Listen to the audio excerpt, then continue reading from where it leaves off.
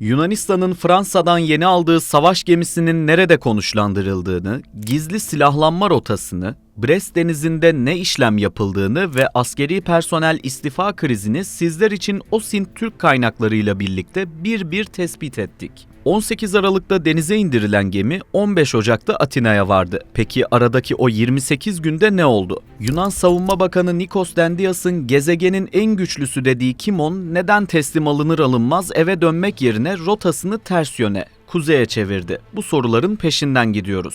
Bu fotoğrafa dikkatli bakın. 3 tane yan yana sıralanmış gemi görüyorsunuz değil mi? Aslında bu gemiler Yunanistan donanmasının özeti diyebiliriz. En arkada antik Yunan dönemine ait Triem Olympias var. En önde ise Yunan donanmasının amiral gemisi sayılan ve Balkan Savaşları'ndan beri Yunan deniz tarihinin en önemli sembolü olan Pisa sınıfı zırhlı kruvazörü Georgios Averof zırhlısı bulunuyor. Ortada ise konumuzun başrolü olan Fransa'dan alınan Belara sınıfı fırkateynlerin ilki olan Kimon duruyor. Yıllarca modernizasyon ve envantere yeni gemi girişi sorunu yaşayan Yunanistan için tarihi bir adım desek yeridir. Yunanistan 2030'a kadar bu gemiden 4 adet alacak. Bu gemiler sırasıyla Kimon, Nearchos, Formion ve 4. gemi olarak planlanan HS Themistokles. Yunanistan Savunma Bakanı Nikos Dendias bu gemi için yeni dönemin geçişi diyor. Yunanistan bu gemiyi 2030 hedefinin ilk adımlarından biri olarak görüyor. Aslında haksız da sayılmazlar. Envanter serimizin bu bölümünde Yunanistan'ın yeni savaş gemisinin özelliklerini,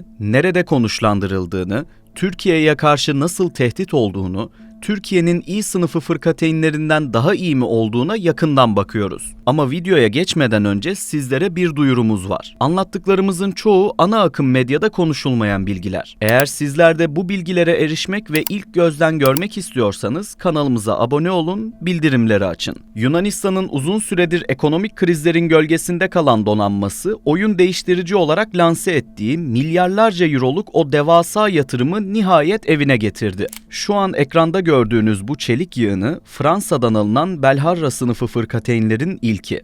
HS Kimon. Yunan basınına bakarsanız bu gemi Ege'nin kapılarını Türklere kapatacak yenilmez bir kale. Yunan gazeteleri manşetlerinde Ege'nin yeni efendisi, Türk donanmasının kabusu gibi başlıklar atıyor. Peki gerçekten böyle mi? Yoksa bu gemi modern harp sahasında pahalı ve yalnız bir hedeften mi ibaret? GZT ekibi olarak biz manşetlerin değil, verilerin, uydu görüntülerinin ve açık kaynak istihbarat araştırması yaparak peşine düştük. Öncesinde Yunanistan donanması ne durumda ona bir küçük göz atalım isterseniz. 50 sınıfı gemiler var. Filo'nun sayısal olarak en kalabalık grubu bunlar. 9 adet gemi var. Ancak sorun şu, bu gemiler Hollanda tasarımı ve çoğu 1970'lerin sonunda 1980'lerin başında inşa edildi. Yani 40 yaşını devirmiş, emekliliği gelmiş gemiler. Modern elektronik harp sistemlerine, yeni nesil gemi savar füzelere ve sessiz denizaltılara karşı oldukça savunmasızlar. Yunanistan bunları modernize etmek yerine yürütebildiği kadar yürütme stratejisi izliyor. Bir diğer vurucu gücü ise Hydra sınıfı. Filo'nun nispeten daha genç üyeleri. Sayıları 4 adet. Alman tasarımı bu gemiler 1990'larda envantere girdi. Türk donanmasındaki Yavuz ve Barbaros sınıflarının muadili diyebiliriz. Ancak genç dediğimize bakmayın. Onlar da 30 yaşına merdiven dayadı.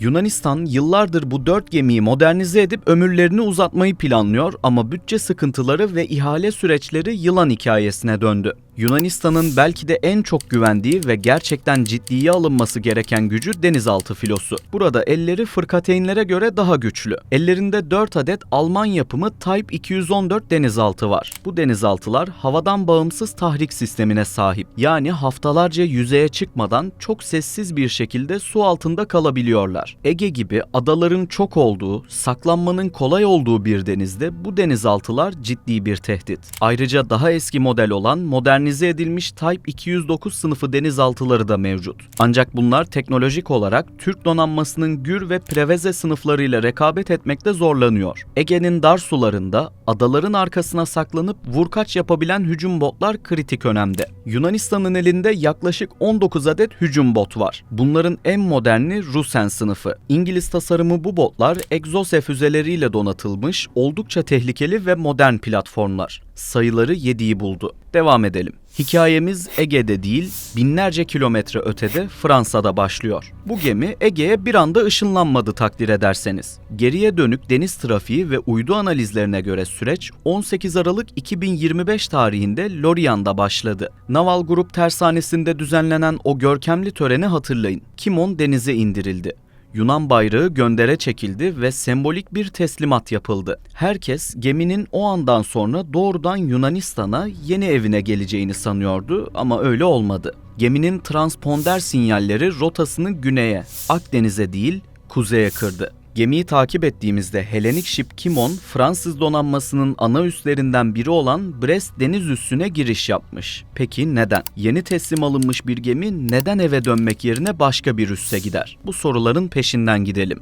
Cevap, geminin savaşma kapasitesinde gizliydi. Çünkü Lorient'dan çıkan gemi tabiri caizse dişsiz bir aslandı. Brest deniz üstündeki o yüksek güvenlikli hangarlarda geminin en ölümcül silahı olan Aster füzelerini ateşleyecek Silver A-50 dikey fırlatma sistemleri gemiye yüklendi ve entegrasyonu yapıldı. Yani HS Kimon gerçek bir savaş gemisi kimliğini o Brest molasında kazandı. Silah entegrasyonu tamamlandıktan sonra Cebeli Tarık'ı geçip Akdeniz'e giren gemi 15 Ocak 2026 tarihinde Saron Körfezi üzerinden Yunanistan sularına giriş yaptı. Yunan basını bu anı tarihi bir şova dönüştürdü. Kimon'un varışına Atina açıklarında demirli bulunan tarihi zırhlı kruvazör Georgios Averof zırhlısı eşlik etti. Geçmişin mirasıyla geleceğin teknolojisini yan yana getirerek sembolik bir törenle gemiyi Salamis'e soktular. Şimdi geminin park ettiği yere, Salamis deniz üssüne odaklanalım. Araştırmalarımız sonucunda Kimon için seçilen konuşlanma noktasının Yunan donanması ve NATO tarafından ortak kullanılan Salamis deniz üssü olduğu kesinleşti. Ancak burası rastgele seçilmiş bir liman değil. Salamis, Yunan donanmasının kalbi, beyni ve sinir merkezi. Fırkateynlerin, hücum botların ve destek unsurlarının büyük bölümü burada yatıyor. Ancak Salamis'i asıl tehlikeli ve stratejik yapan şey konumu. Üs, Atina'nın kentsel yerleşim alanıyla yani metropolle neredeyse iç içe geçmiş durumda. Bu, dünyada sınırlı sayıda örneği olan şehir içi ana deniz üssü modelidir. Bu konum, Yunanistan güvenlik bürokrasisinin siyasi ve askeri karar alma mekanizmalarına fiziksel olarak en yakın noktada durmasını sağlıyor. Bir kriz anında emir komuta zinciri saniyeler içinde işleyebiliyor. Gelelim geminin içindeki o korkutucu teknolojiye. Yunanistan bu gemiye neden bu kadar güveniyor? Neden oyun değiştirici diyorlar? Çünkü Kimon sınıfı Yunan donanmasının envanterindeki önceki Eli ve Hidra sınıfları gibi analog veya yarı dijital değil, baştan aşağı tam dijital ve ağ merkezli bir mimariyle tasarlandı. Bu bir evrim değil, teknolojik bir devrim. Geminin beyni Fransız Thales firmasının geliştirdiği Seafire AESA radarı. Eski tip dönen radarları unutun. O klasik radarlar her dönüşte saniyeler kaybederdi. Bu sistemse geminin kulesindeki 4 sabit yüzeyden oluşuyor ve 360 derece kesintisiz, saniyenin 1/1000 hızında tarıyor. Aynı anda yüzlerce hava ve yüzey hedefini tespit edip tehdit önceliklendirmesi yapabiliyor. Seafire, geminin füzeleriyle tamamen dijital bir zincir içinde çalışıyor. Yani radar hedefi gördüğü an füze ateşlenmeye hazır hale geliyor. Bu dijital beynin yönettiği silah paketi ise oldukça kalabalık ve ölümcül. Uydu görüntüleri ve teknik dokümanlardan derlediğimiz listeye baktığımızda katmanlı bir savunma ağı görüyoruz. İlk sırada Brest'e yüklenen o meşhur Aster 30 füzeleri var. Geminin güvertesine gömülü Silver A-50 kuyularından ateşlenen bu füzeler 120 kilometre menzilin üzerinde etkili. Uçaklara, İHA'lara ve özellikle gemi savar seyir füzelerine karşı bölge savunması sağlıyor. Yani gemi sadece kendini korumuyor. Bulunduğu bölgedeki diğer dost unsurları da bir şemsiye altına alıyor. Su üstü hedefleri içinse Fransız klasiği Exocet MM-40 Blok 3C füzeleri kullanılıyor. 200 ila 250 kilometre menzile sahip bu füzeler sadece gemileri değil, kıyıdaki stratejik kara hedeflerinde vurabilen dijital yeteneklere sahip. Eğer bir tehdit bu katmanları aşarsa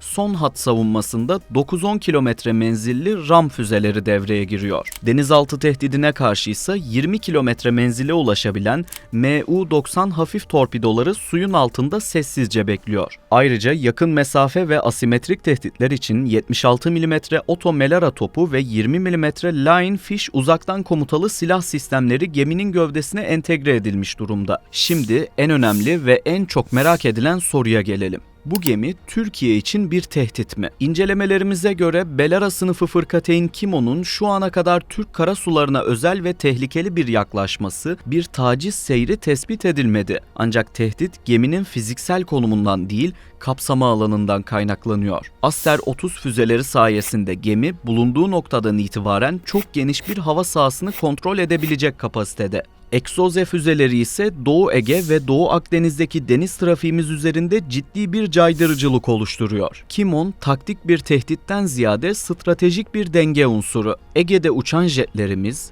Doğu Akdeniz'de sondaj yapan gemilerimiz için dikkat edilmesi gereken bir unsur. Ancak burada madalyonun öbür yüzünü çevirmemiz gerekiyor. Kimon ne kadar güçlü olursa olsun Türkiye ve Yunanistan arasındaki temel fark üreten ve tüketen farkıdır. Şimdi HS Kimon'la Türk donanmasının gururu TCG İstanbul'u yan yana koyalım. Yunanistan bir müşteri olarak Fransa'dan bu teknolojiyi anahtar teslim aldı. Ama Türkiye Milgen projesiyle TCG İstanbul'u üretti. Kendi radarımız Cenk-S, kendi savaş yönetim sistemimiz Advent, kendi füzemiz Atmaca var. Şöyle bir bakacak olursak TCG İstanbul envanterde. TCG İzmir'in seyir testleri devam ediyor. TCG İzmit, TCG İçel, TCG Akdeniz denize indirildi. TCG Ege, TCG Karadeniz ve TCG Marmara'nın ise inşası devam ediyor. Kimon'un en kritik anında bir parça gerekirse, bir füzesi arıza yaparsa Yunanistan Fransa'dan gelecek kargoyu beklemek zorunda. Lojistik hatları dışarıya bağımlı. Ancak Türkiye kendi mühimmatını üreten, yazılımını güncelleyen bir ekosisteme sahip. Savaşlar sadece silahların gücüyle değil,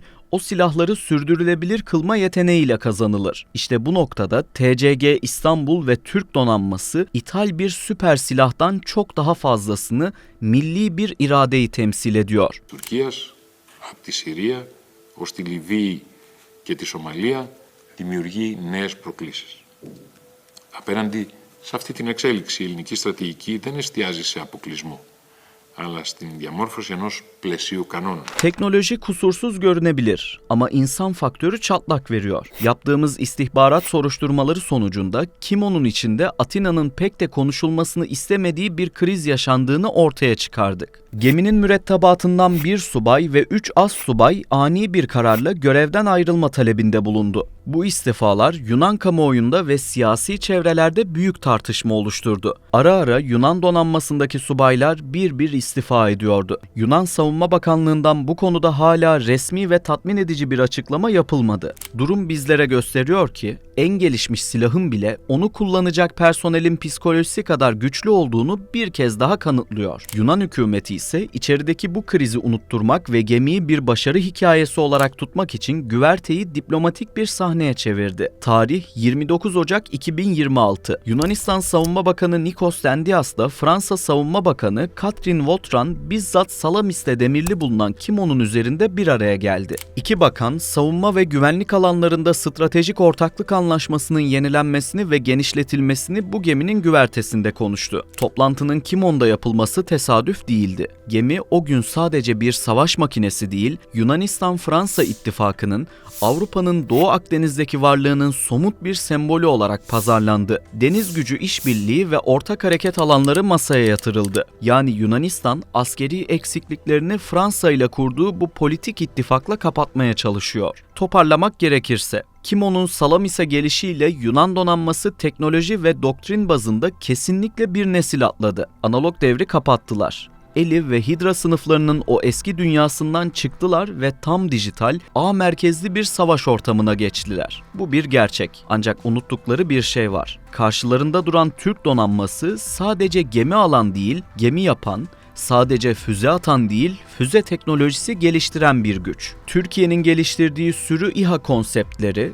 Koral gibi elektronik harp sistemleri ve Mavi Vatan doktrini Ege'deki bu tek taraflı silahlanma hamlesine en büyük cevaptır. Gerginlik arttığı zaman, tehdit arttığı zaman bir takım lüzumsuz tavırlara girildiği zaman biz buna gerekli tepkiyi, politik tepkiyi tabii ki koymak zorundayız. Bunu koyuyoruz. Yunanistan bir süper silah satın alarak sorunu çözeceğini sandı. Ama tarih her zaman satın alanların değil, üretenlerin ve sahaya hükmedenlerin kazandığını yazar. Ege'nin suları artık daha dijital, daha teknolojik ama bir o kadar da gergin.